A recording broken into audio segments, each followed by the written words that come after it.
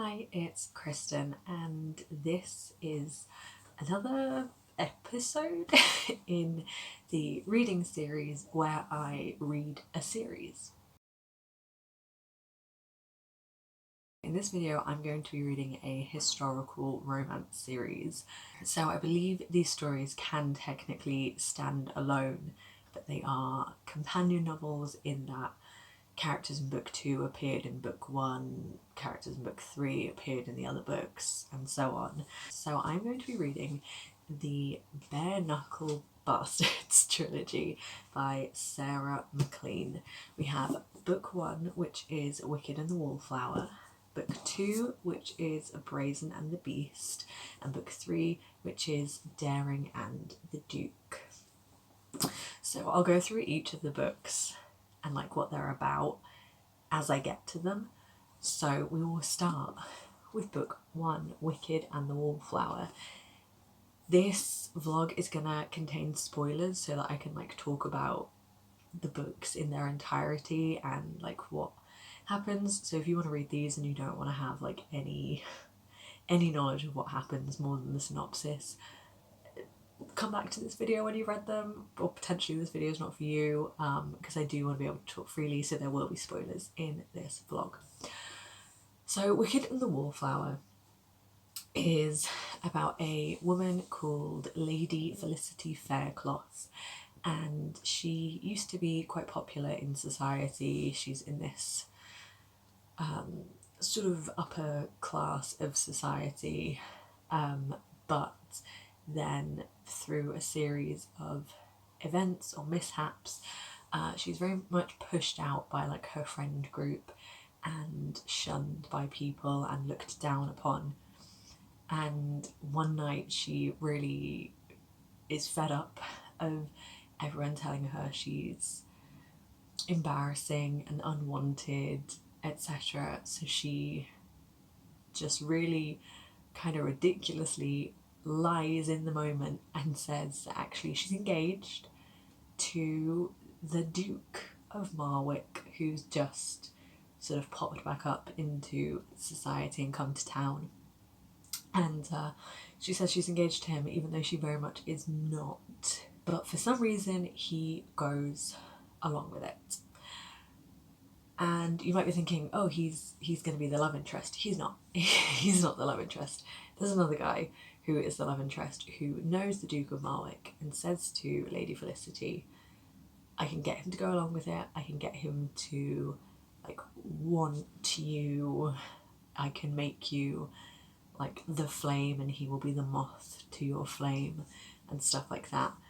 And so they sort of make that deal. So that guy is known as Devil.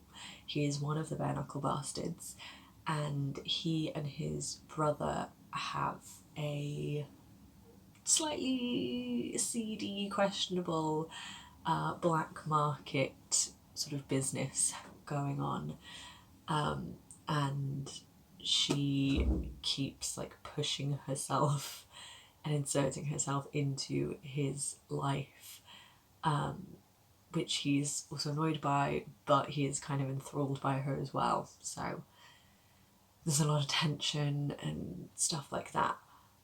I really am having to get myself past the fact that his name is Devil. His name isn't actually Devil, I think it's Devon, but in reputation he's known by the name Devil. And I'm just a grown man going by the name Devil. I don't like it. I'm really having to push myself past that. Although fair play to Lady Felicity, she's that's a very silly nickname. And I'm I agree, girl. But yeah, I'm enjoying it so far. I'm not loving it, which I'm a bit sad by. There is tension between the characters, but I also feel it could be pushed. I'm sort of waiting for something more to happen. They seem to just be having the same interactions in different settings. One time's in her bedroom, one time's in his rooms, One time's like out on the street in the area he lives. One time it's in his warehouse. But all the conversations are quite similar. And it's just feeling a little bit repetitive. And I'm halfway through at this point. And I'm just sort of feeling like, let's get to something happening. Because we're halfway through and we've got like the basic synopsis has happened, but not a lot else. So I will let you know when something else does happen and I will give you an update. Okay, I have a slight issue with this book. It's not like anything massive, but it's just a little historical inaccuracy gripe I have. In a historical romance, I'll forgive people not acting or like behaving in a way that their like gender or sex at the time would necessarily, if it means I can get like good romance and good sex scenes and stuff. I'll forgive it. But when it comes to like other stuff and like word usage, it really bugs me. So I was reading Wicked and the Wallflower, and there's a bit here that says, it wasn't the business of smuggling that made for salacious news. Crates of contraband weren't interesting until they were opened and used, but the purchasers of those crates, the most powerful men in government, religion, and media. Suffice to say, the world would be eager for even a glance at the Bareknuckle Bastards client list. Now, my issue with that is the word media, because I read that and I was like, that doesn't feel right. This book is set in 1837. And the word media does have Latin origins, and it was used in the 1800s, but not really until the 1840s. But then the word media sort of meant like medium, like middle, and it wasn't used in the way that we know it now as like, you know, programs, TV shows, music, like media in the way that we know, like media and communication stuff. It wasn't used in that way until the 1920s. So like 100 years, almost like 90 years after this is set. And yet he's using the word media to obviously describe like men in positions of power, like men in media, but that doesn't make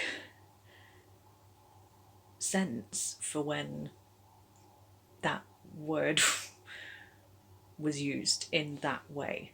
Like timeline wise doesn't work. Those kind of historical inaccuracies bug me more than unmarried men and women sleeping together in a historical romance, if I'm being honest. So that like took me out of it for a hot sec. Anyway, that's my gripe over. So I finished Wicked and the Wallflower. I thought it was okay. Good things about it. I liked Lady Felicity as a character. I thought she had decent character growth. She like learned not to take shit from people and wanted to take charge of her own life. Liked that. I thought the sex scenes were pretty good. There was like good tension, good like consent, good just like, yeah, moments. I thought they were good sex scenes. The things I didn't like, I think my main problem is that from the start I feel like the basic premise of like the guy's plan didn't make a ton of sense. It was like him and his brother and their other brother. They're all half brothers. They have the same dad but different mums. And one of the brothers has like taken the mantle of being the Duke, which they all sort of said they didn't want to do, and they made this vow that they would never have heirs because they hated their dad so much they didn't want his line to continue. But then the Duke decides to get married, and so Wit and Devon, our main character, are like, we're gonna find our brother the Duke and we're gonna like, well, Wit wants to rough him up and Devon is like, no, I'm gonna steal his wife, like seduce whoever he decides to marry away from him to show him that like we'll always be there, we'll never let him have the wife and child that he wants to have currently.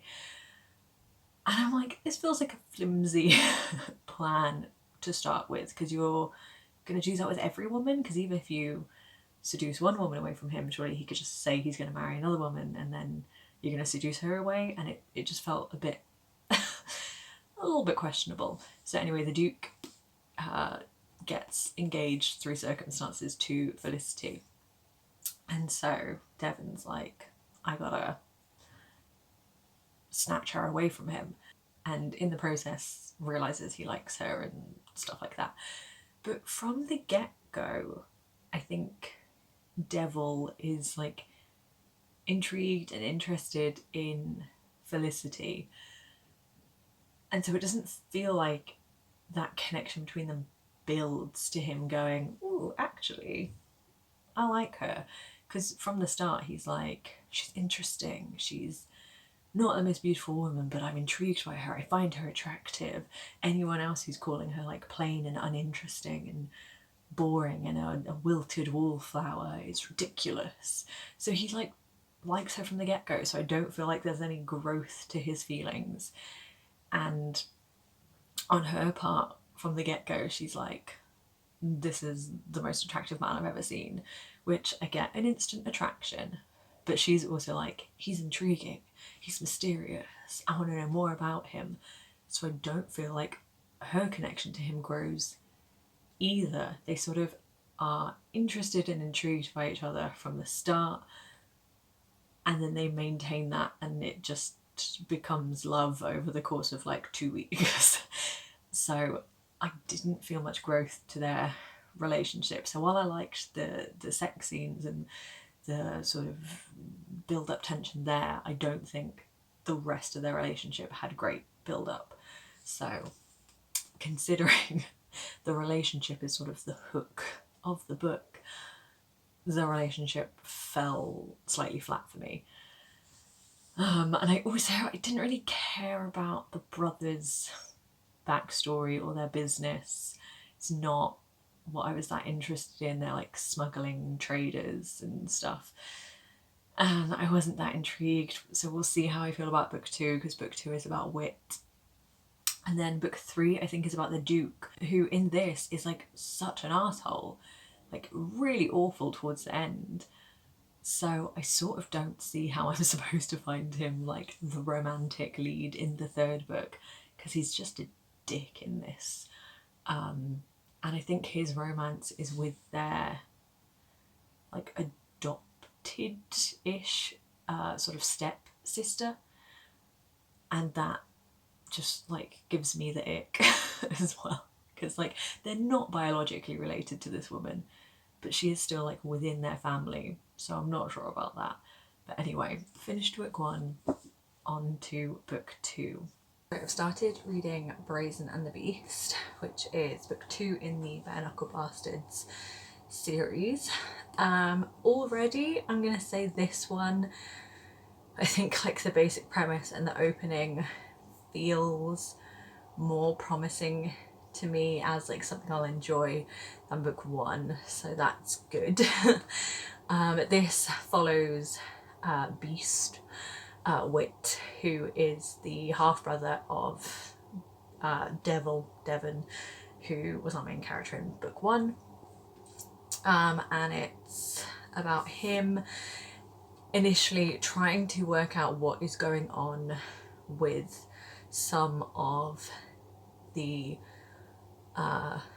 bastards like shipments and their trade that is being like taken or like intercepted on its way to where it needs to go.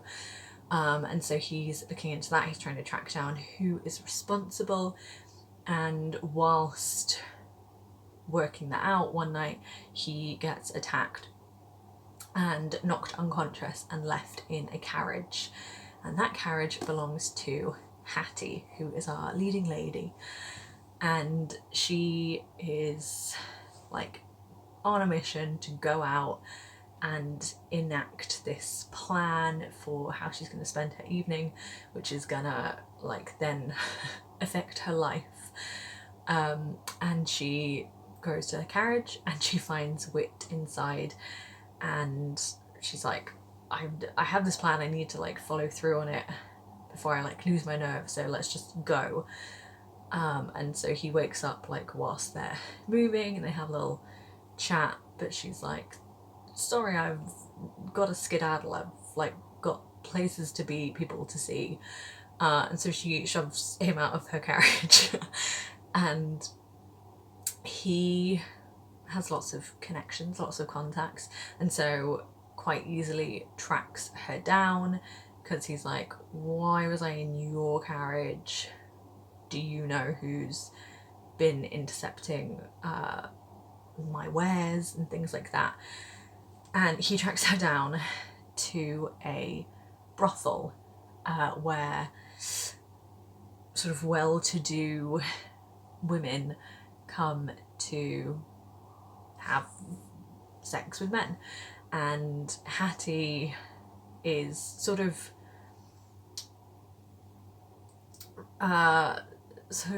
accepted that she's going to be a spinster. Probably she's 29 or she's turning 29. She's like, I'm not married, I'm actually more interested in like my father's business and that kind of thing, so I'm gonna go like gung-ho and prove to my father that I can do the business side of things better than my ridiculous brother, and I'm gonna lose my virginity to make me feel like confident in myself, and I'm gonna try and make my own fortune, and I'm gonna plan my own future, and I'm gonna do all these things. But then Wit finds her there and is like, you know who is stealing my stuff, who's getting in the way of my trading, who's like injuring my men in doing so. So you get me my stuff back, you give me the name of the person who's doing it, and I will take your virginity.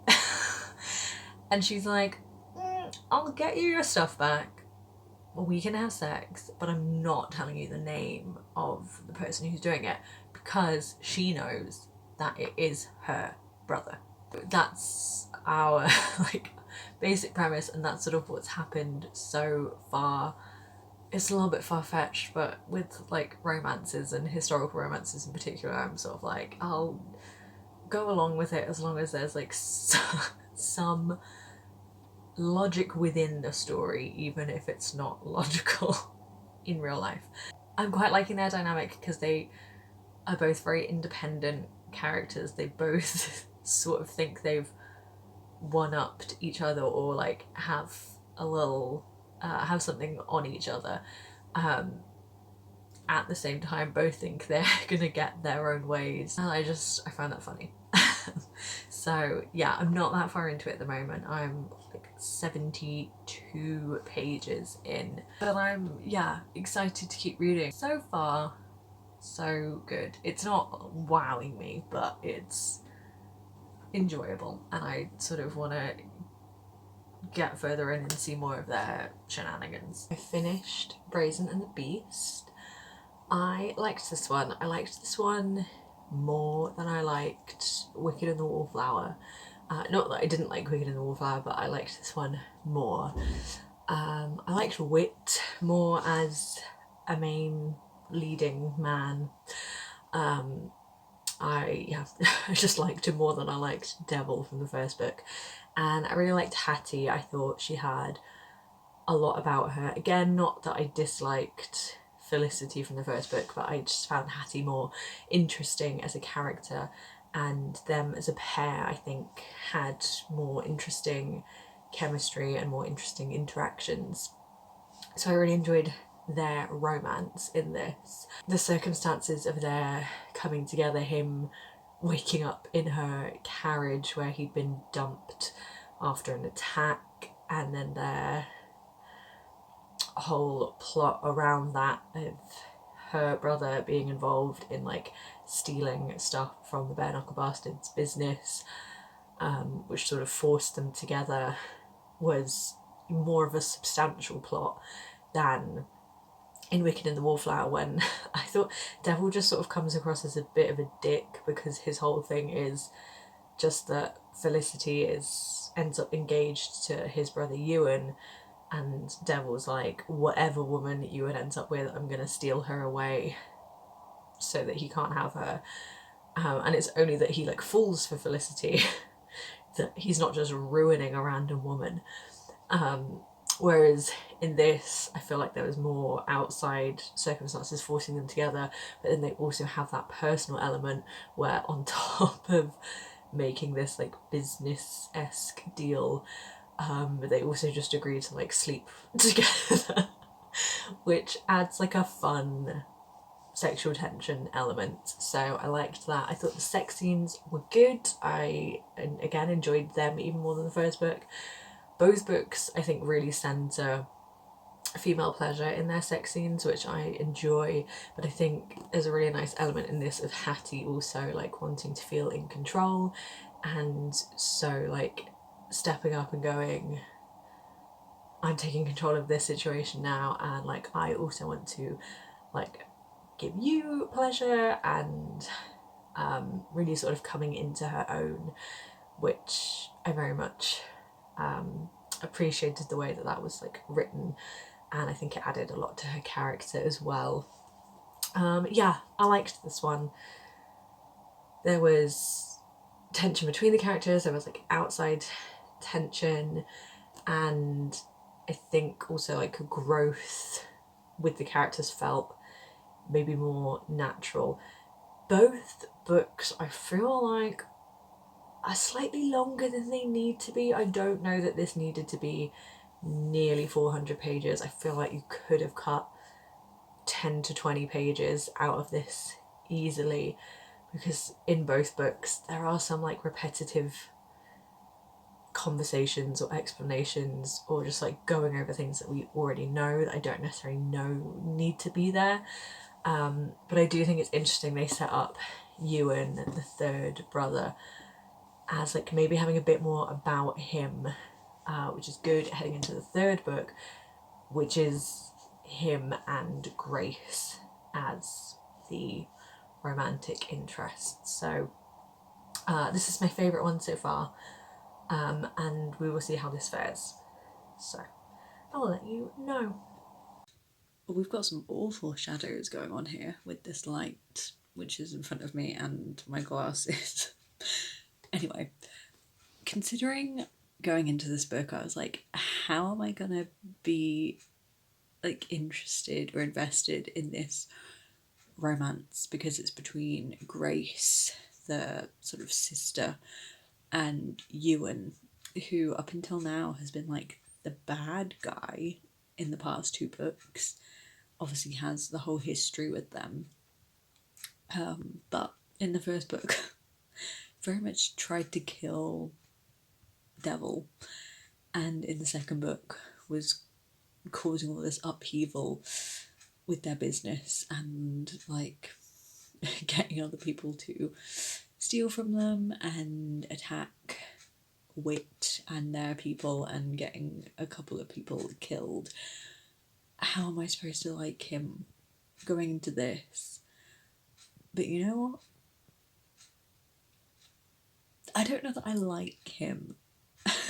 But I am intrigued by him. I find him interesting. I find their dynamic quite engaging, and like there's the tension, there's the history. I think that's more of an interesting dynamic than perhaps, say, like Devil and Felicity in the first book. So far, I'm liking this. I don't think as much as book 2, but potentially more than book 1. I just don't think I really like Devil. Because again, in this, as a secondary character, I don't particularly like Devil. In the first book, I liked Wit as a secondary character, and Ewan was the villain, so I didn't like him. In the second book, I found Wit possibly irritating in parts, but I still liked him, but I didn't really like Devil. And in this, I'm intrigued by Ewan. Wit's okay as a secondary character, and Devil I still don't really like. I just don't like Devil. I can't get past the name, if anything. But also with this, there's just an element though of the fact that Wit and Devil think of Grace as their sister. They're not biologically related, but they think of her as their sister.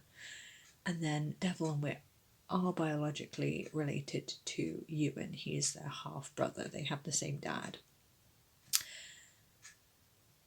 And so, yeah, to Wit and Devil, Grace is their sister and Ewan is their brother. Whether they like him or not, they think of Ewan as their brother. But then Grace and Ewan, again, not related, think of each other as like lovers from when they were like teenagers. So that's questionable to me. But I find it weird because like it's not incest. They're not related. They're not biologically related. They're not related by blood at all.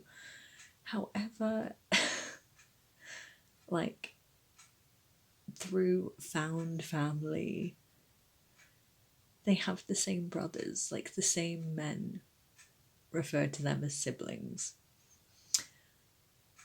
So it's like what feels like incest but isn't technically incest. That being said, I am finding their interactions engaging, and so far the sex scenes have been alright. So I'm about to head into another sex scene, I feel, from where I'm at. So we will see how the rest of the book goes. So I finished reading Darren and the Duke about a week and a half ago, and then I got really sick, and so didn't want to film during that time.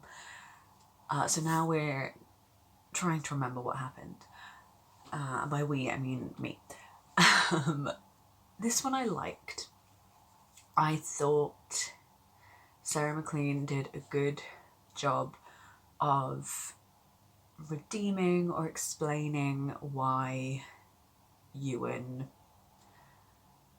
was the way he was in the previous 2 books, because in the previous 2 books he's just basically been the villain, and in this one he's the love interest, and so we get the backstory, we find out why he did what he did when he was younger, like in terms of they all thought he was trying to kill Grace and that he was like fighting them all, and so that's why they ran away, and that's why they've not liked him these past years, and it's why Devil and Wit then when they were adults told Ewan that Grace had died in the time that he hadn't seen her, because they thought if he thought she was alive he'd try and like finish the job and try and kill her for the dukedom so she couldn't call his like heritage into question, whereas he then took that, because he's actually been in love with Grace this whole time, as you didn't look after her when you promised you would,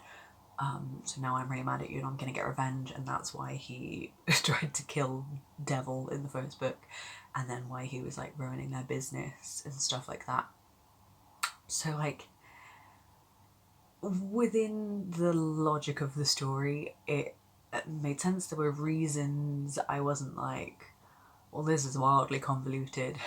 just a little bit convoluted, and also an element of like, if you'd all just sat down and talked to each other, I feel like we could have sorted this out sooner than we did.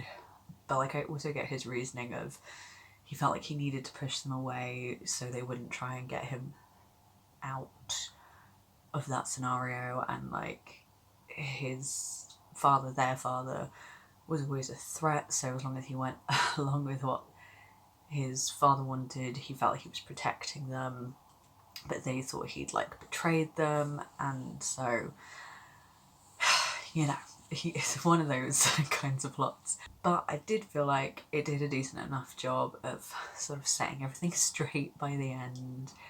I thought Grace and Ewan actually had good chemistry. I sort of just had to get past they call the same people brothers. Like, they are not related. Reiterating that. Grace and Ewan, not related in any way. But like, her adopted brothers are his half brothers. So, yeah, I had to mentally push past that. I also slightly had to like push past the fact that they were in love when they were younger, but the oldest they ever knew each other when they were younger was like 14, maybe 15 years old. And like, I'm not saying you can't feel really deeply when you're young. I mean, actually, that's often when you feel like most intense about stuff of when you're a teenager. But I just sort of had to get past that they're like so in love, they've loved each other for 20 years, but they were only together for like 2 years from when they were 12 to 14. So, like, that's a very intense relationship to be built off, and to say that you've loved them your whole life from when you were that young. But like, if we get past those things, I did quite like them. I liked their tension, their relationship, how they really seem to like understand each other. There were just a couple of elements where I'm like, if you actually just talked this out, we could clear all of this up. Because she's still at the beginning like sleeping with him, thinking that he just like tried to kill her brothers, like just for a bit of revenge, without like the whole context of what's been going on, which I think actually is quite funny. Yes, I liked it. I think this was my second favourite of the 3 that I read. So Brazen and the Beast, the second book, is my favourite. Daring and the Duke, the third book, was my number 2 in the ranking, and then the first book, Wicked and the Wallflower, was my least favourite, but I still like enjoyed it. I just liked the characters the least, which is funny because I was then like on Tumblr and I saw someone had done like a poll of like, who is your favourite Bareknuckle Bastard? Is it Devil, Wit, or Grace? And it was like overwhelmingly the votes were for Devil being their favourite. And I'm like, I don't like Devil that much, if I'm being honest. Not only is he like my least favourite of the 3, but I love them all. It's like he's my least favourite of the 3, and I don't actually like him that much. But there we go. I'm glad I've read the series now. There are definitely points within these books where like other characters are brought up or like mentioned in passing, or there's a scene that at one point really focuses on this just random side character that we've never seen before, and I was like, I bet they're like a main character in a different Sarah MacLean book. And I actually looked it up at one point. There's a scene in the second one where I think it's the second one, where they go to like a pub or like a drinking establishment, and there's like a cute bartender and then like a really sort of cheery, exuberant woman at the bar, and I was like, I bet this is a thing. And I looked it up and I was right, it's like in another series of hers, that woman at least is like the main character. And there were a couple of families mentioned, like this one family where they're like, oh, there's a lot of controversy around the women in that family, and I was like, I bet there's a series about the women in that family. But yes, glad I read these. I would read more from Sarah MacLean. I gave all of these 3 stars, but they sort of rank differently as 3 stars, because like this is a straight up 3-star, and then like Daring and the Duke is maybe like a 3.25, and then Brazen and the Beast is maybe like a 3.5. But none of them were 4 stars. But I had a good time reading this series, and like I said, I would read more from Sarah MacLean, and I liked her writing, like very readable. I thought her sex scenes were really good. None of them were like particularly cringy. They were a bit repetitive like throughout the series, having read these almost back to back. It's like in 2 of them there was a scene where like the first real time that they saw that the female main character saw the male main character like naked, they were having baths, and then in all 3 the first like sexual encounter they have, like proper full sexual encounter they have, is the man going down on the woman, and then that's like all that happens in that sex scene, and then later on in the book they have more like penetrative sex. So I'd be interested to read more Sarah MacLean and see if that's just like a theme that's just always the way she does sex scenes, or if that was just like how she did these 3, but then it's a bit like in each book in the same series you decided to do the sex scenes fairly similarly in how they were like laid out. But anyway, the sex scenes were like well written at least, and I did feel like chemistry, tension in all of them. Most of the characters were like fairly likable, or at least felt like fully formed people, so that was quite good. But yeah, glad I've got this series off my TBR and I had a good time with it. So yes, thank you for watching this video. Have you read this series or anything else by Sarah MacLean? Is there a particular other book of Sarah MacLean's that you would recommend? Let me know in the comments below, and I will see you soon with another video. Bye.